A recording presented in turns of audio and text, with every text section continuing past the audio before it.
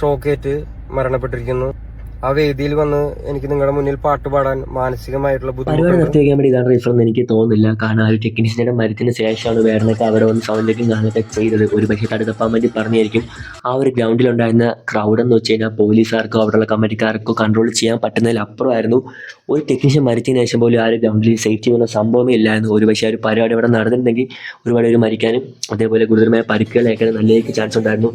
അവിടെ തെങ്ങിൻ്റെ മുകളിലൊക്കെ കുറേ കയറി ഇരിപ്പുണ്ടായിരുന്നു.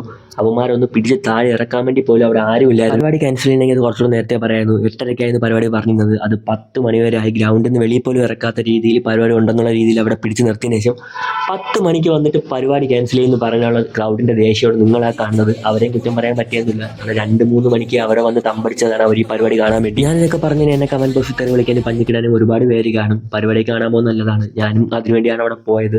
സേഫ്റ്റി നോക്കി മാത്രമേ പോവുക. കാരണം നിങ്ങൾക്ക് വല്ലതും പറ്റിക്കഴിഞ്ഞാൽ നിങ്ങളെ വീട്ടുകാർക്ക് മാത്രമായിരിക്കും നഷ്ടം. അതുകൂടെ ഒന്ന് ആലോചിക്കുക.